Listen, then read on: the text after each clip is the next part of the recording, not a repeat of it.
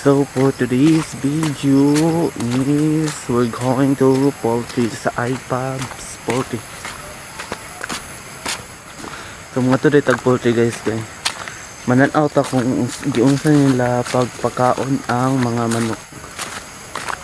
So tanaw na to kung giunsan padung na ko sa poultry karon guys. So see you there. So kinaday guys, so mo din na ang ato ang iPubs poultry no. So padulong ba lang ko na guys.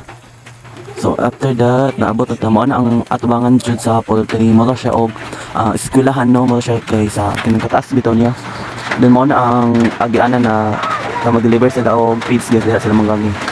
Then after that, before ka makasulod sa sulod guys, kailangan sa tamak sa ilahang kinamurag na ay antibacterial bitaw guys, pang tanggal sa mga virus para makasulod ka no. Di ka pwede mo sulod kung dili ka magtamak ato nga na tubig guys. So dira na nakuda sa padrong na naugsulod mo na ang storage nila guys. Then before ka mo sulod kailangan mag-change kag chinelas.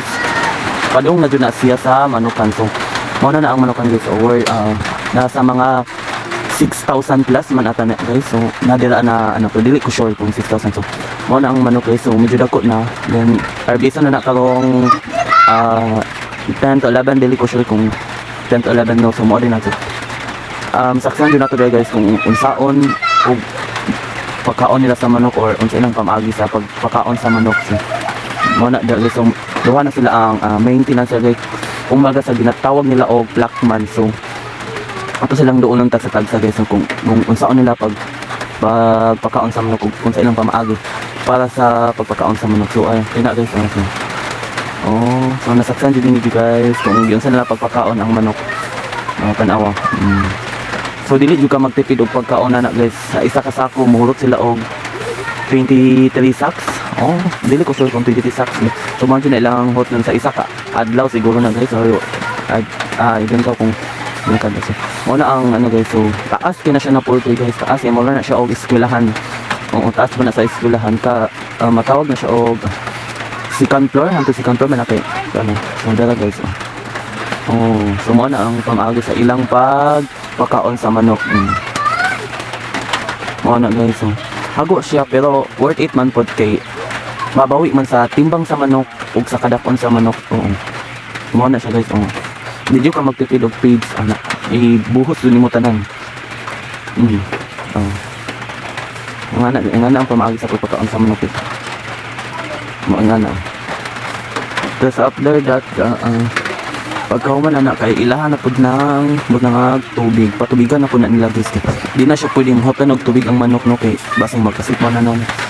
So nakahot sila og isa ka sako sa paniudto lang na sa manok, sa pangpaniudto sa manok. Isa ka sako ang ilang nahurot ng isa ka sako.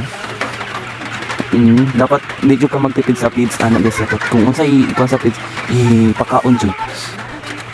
Tara. Mo nang pamagi. Dua ka sako, nag-abli na po sila sa isa ka sako guys. Makikita mo dyan ninyo no.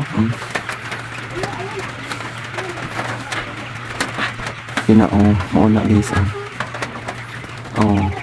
Ano lang manok guys, kanang ginabaligya sa palengke. Kanang mga baligya sa palengke no. So malay na siya. Nagko na basta ko lagi sa bakli-bakli ko dira. Okay. Na practice po ko og timbang sa manok kung saan pagtimbang sa. Kasi nga na kung timbang sa manok kasi abot siya og 1.4 kilo man na to. 1.4 kilo siya guys. Diba? Medyo siya dagang kayo botol. So manali sila pakaon na guys no. So kina na time is pauli na yan na guys. Kay umanang pakaon ang manok. We're going to home na kay mag 12 na may 12 PM na guys no. So mauli na ho. Kaya mo na pakaon ng manok. So nagbaba na sila guys. So mo na ang mga blackman. Mo na ang nagmanis guys. So then mag-ilis sa protection nila. Then silang portahan. Then ano siya. Okay na lang. Bye.